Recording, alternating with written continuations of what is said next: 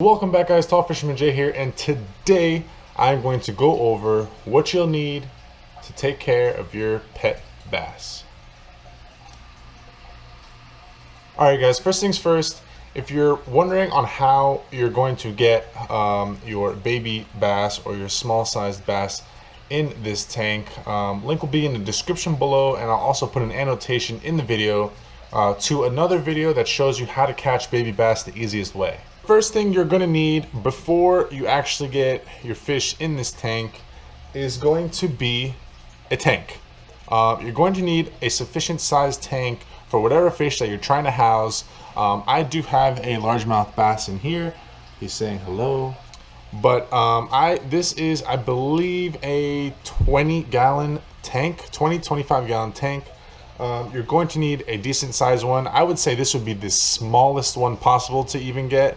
So either get a 20-gallon or higher, just to give them a little bit room to hunt, to swim around, get used to their environment. And you don't want such a big fish to grow in such a small environment. It wouldn't be too comfortable for him. So a sufficient sized tank is one of the most important things you can find before you decide to get your pet bass. Another necessity would be a filter. Now I have a I believe it's a 15 to 20-gallon tank filter. Now if you're going larger, 20 gallons and up, you're going to need a more sophisticated filter. They do sell them in places like Walmart and pet stores and stuff like that. They're not too cheap. You can get one for about starting at $15 and up. Like I said, depending on the size of tank that you have determines on what filter you will need. So the next important thing that you will need will be a filter to clean out all the pee and poop and keep the water clean so they can live as long as possible. Next thing you will need, which is also very important, is a aerator or a oxygenator, which is that thing all the way in the back. I hope you can see. Yeah, you can probably see it on the camera. What that does is it just pumps air through a pump that's sitting in the back of the tank through this wire right here, and then out through here, and it just pumps oxygen into the water, like I said, to make the fish live longer and breathe better and just be in his environment more comfortable than he would be in a dirty lake. So an aerator or an oxygenator is the best thing to have.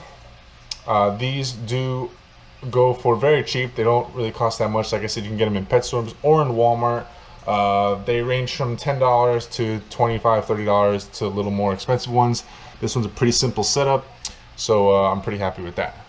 The next thing you will need is a light source. I do not have any lights on the top of this tank, but you can also put your tank next to a window. What I did here is I put my tank right next to a window, and I can adjust the light, the natural light, which I would think would be better than artificial light. But I can adjust the light accordingly throughout the day, so you can get some sun during the day, kind of warm up the water, and it replaces unnatural light with natural light. So a light source is very important for them. Make sure you guys set that up, whether it be your tank close to a window or some artificial lights that you would set up on the top of your tank. Plants and rocks are extremely important. When I first got this tank, I did not have any rocks on here, and he was in here for about a day or two without any rocks, and he was very stressed out, kept looking at himself in the bottom of the mirror there. But when I put down some rocks, he got very comfortable. He started laying on them. So rocks and plants make it feel a little more natural to them. It's somewhere for them to hide, to feel more comfortable, and for them to practice hunting. When you put some food in there, they a little bit of their natural instincts come out. So that's a good thing to have, rocks and plants all throughout your tank. So definitely set that up.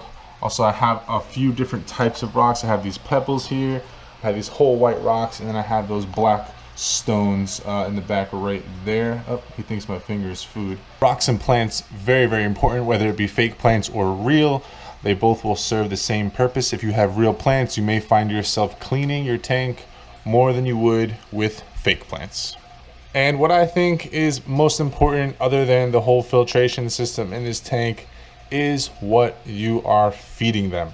Now, they do take a few days to get comfortable. once you catch them or buy them, whatever you're doing, and you put this in their tank, especially this largemouth bass, I got him out of a lake and he was very confused, very scared. He didn't eat for about 4 to 5 days, and there was feeder fish swimming all around him for those 4 or 5 days. He didn't even feel like eating, but I had woken up and all the feeder fish were gone. So he does get comfortable eventually. But when it comes to food, I would highly suggest live food, which would be feeder fish, worms, crickets, crawfish, anything like that. Can teach them how to eat fish food eventually if you, I guess, don't feed them for long enough and then you pour fish food flakes on the top. They will learn that that is food and they will eventually start eating it like a normal fish. But I am not going to do that. I'm going to feed him live food, which would be feeder goldfish, crawfish, crickets, lizards, etc.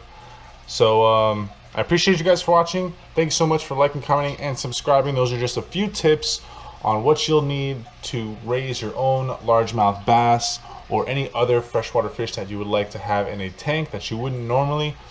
Again, thank you guys so much for watching. If you like this video, give it a big thumbs up, and we'll see you soon.